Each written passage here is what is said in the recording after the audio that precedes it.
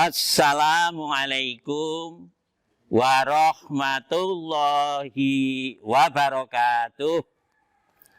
Alhamdulillah alladzi balaghana fi awali sahri Ramadan arba'asara al-hadi wal arba'ina sanatan fil yaumi khamsa min Ramadan sikhatan mutmainnatan barokatan wa farihatan min kulli makan.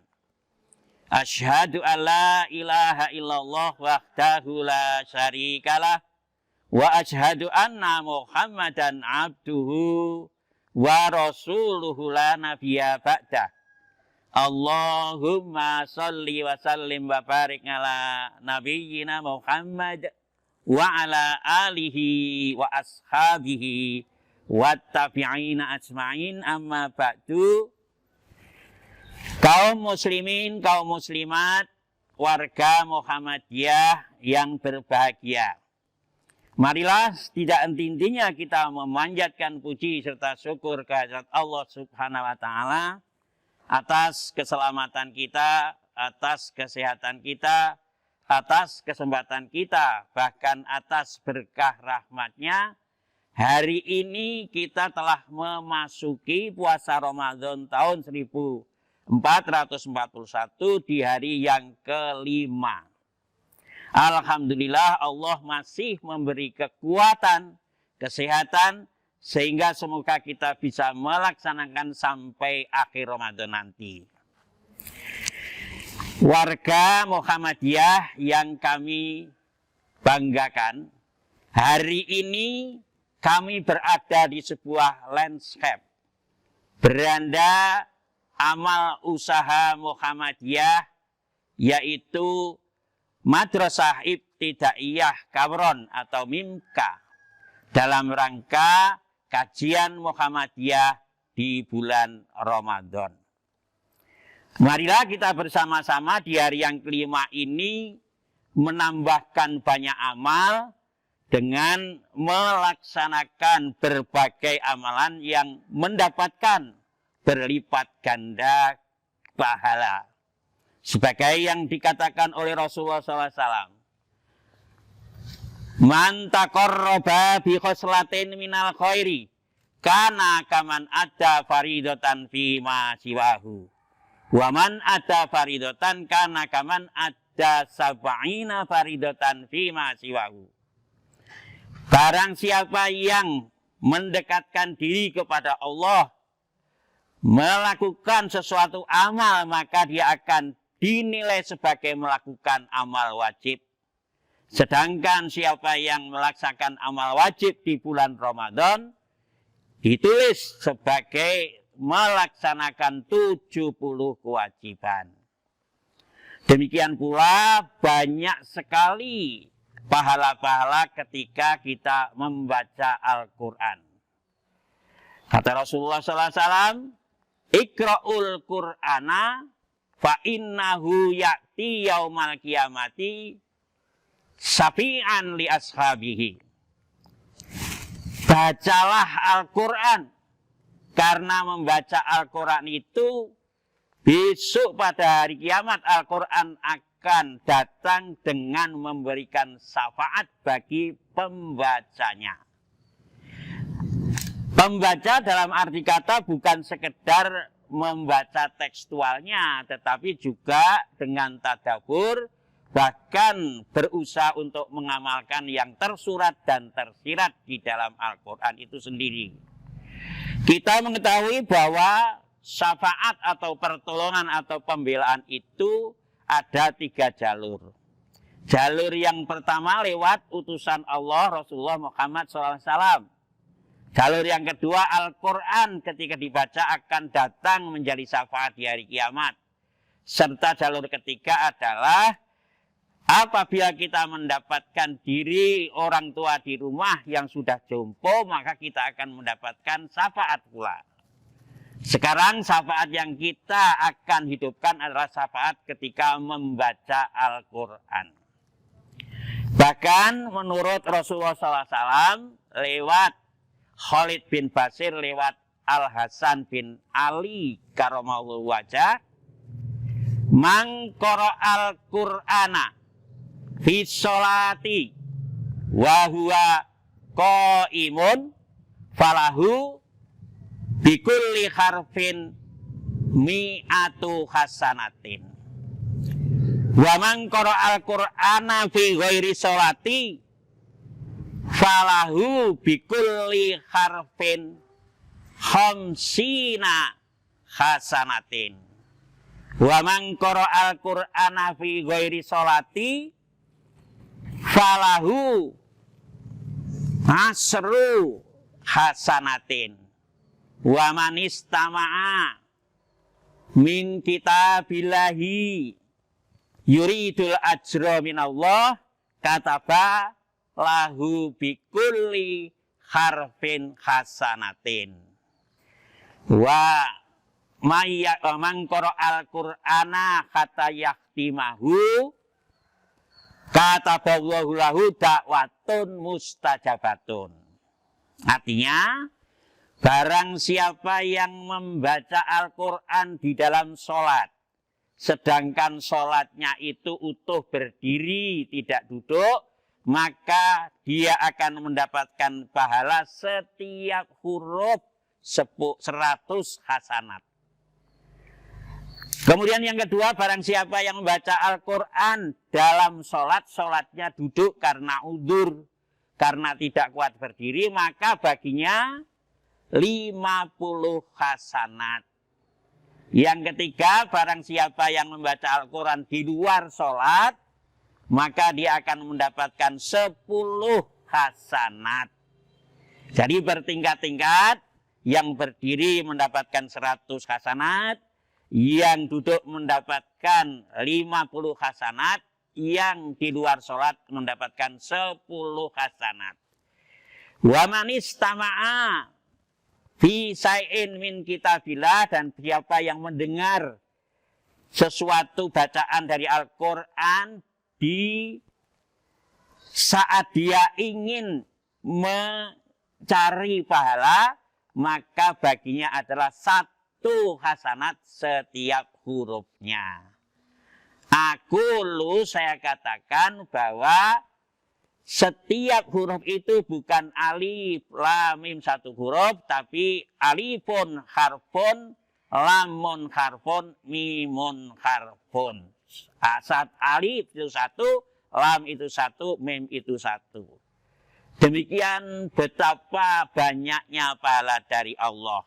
Bahkan apabila kita bisa menghatamkan Al-Quran, man qara'al Qur'ana hatta yahtimahu wa kataballahu lahu da'watun mustajabatun. Bahkan siapa yang membaca Al-Quran sampai khatam, dia akan mendapatkan pahala doa yang ijabah. Imma mu'ajjalatun wa imma mu'ajjalatun. Doa ijabah yang disegerakan atau dikontan, atau mungkin ditunda, atau mungkin ditunda di akhirat nanti. Itulah begitu banyaknya pahala dari membaca Al-Quran.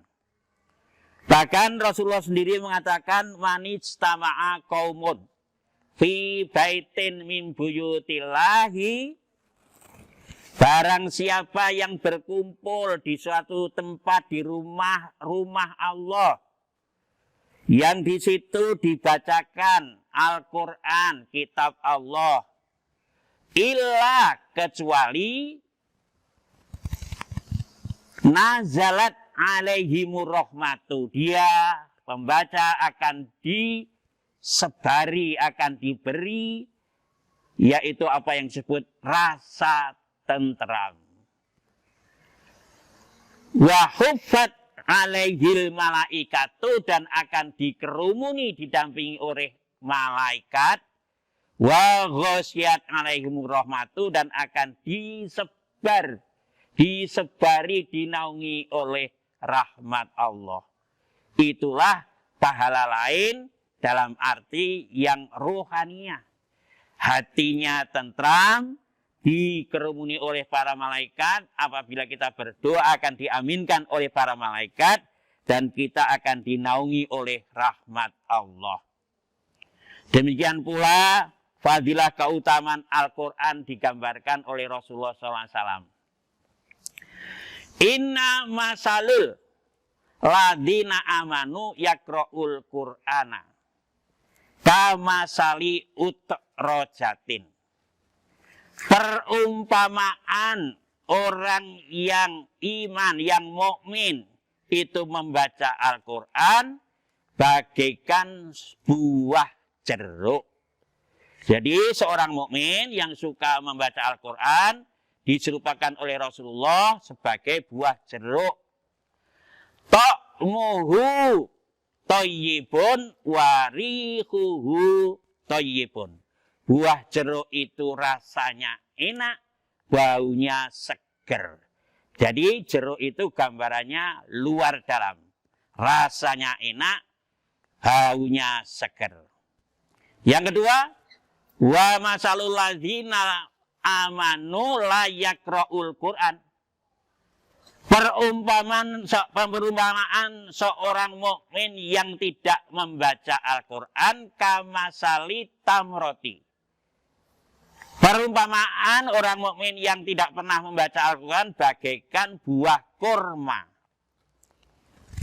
Ta'muhu thayyibun, kurma itu rasanya enak, wala rihaha, tetapi tidak punya bau apa-apa. Itulah kurma. Tetapi jangan yang ketiga, wa masalul ladina fajiru au munafiku. Perumpamaan seorang yang fajir atau orang munafik, yakra'ul Qur'an kamasali raihanatin. Perumpamaan orang yang fajir atau yang munafik membaca Al-Quran itu bagaikan bunga mawar atau bunga yang lain yang baunya segar tetapi rasanya pahit. Sesegar apapun bunga itu pahit rasanya. Maka tidak ada orang yang mau memakan bunga kecuali Jatilan Ponorogo, Utang Getuk Nyaur Telo. Itu sanggup memakan buah. Maka jangan menjadi fajir dan membacakan Quran. Dan yang terakhir, fasalul ladzina munafiku la yaqra'ul Qur'an.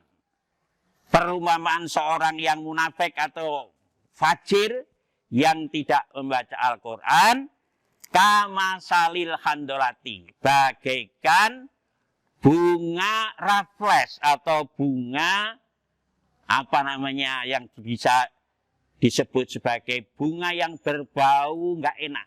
Sebagai yang ada di Bogor, bunga rafflesia itu kalau berkembang seluruh kebun raya akan berbau busuk.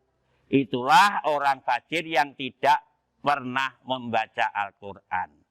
Sedangkan kita adalah orang mukmin yang sedang digodok, yang sedang ditingkatkan menjadi takwa, tentu diantaranya kita akan selalu mengumpulkan membaca Al-Quran. Baik dengan one day, one juz, atau lebih dari itu, atau kurang dari itu, dalam rangka kita mengumpulkan pundi-pundi pahala, insya Allah dalam hisab nanti kita akan mengalami, yaitu fasaufa fi isati radiyah. Kita dalam hidup yang diridhoi oleh Allah Subhanahu wa taala. Amin ya rabbal alamin. Selamat berpuasa. Semoga Allah memberi kekuatan hingga sampai melaksanakan di akhir nanti. Litukmilul iddata wa litukabbirullaha ala ma hadakum wa la'allakum tashkurun. Kaum muslimin, kaum muslimat, warga Muhammadiyah yang kami banggakan, akhirnya pesan saya di dalam kajian hari ini, di mana kami berada di Madrasah Ibtidaiyah Kawron Mimka, anak-anak kita, cucu-cucu kita yang ingin membekali bekal agama yang kuat, marilah daftarkan di Madrasah Ibtidaiyah Kaweron dengan harapan kita bisa memperbanyak nilai agama pada anak cucu kita. Demikian apa yang bisa saya berikan di dalam kajian Muhammadiyah di bulan Ramadan tahun 1441 ini. Semoga bermanfaat di dunia wal akhirah. Wabillahi taufiq wal hidayah. Assalamualaikum warahmatullahi wabarakatuh.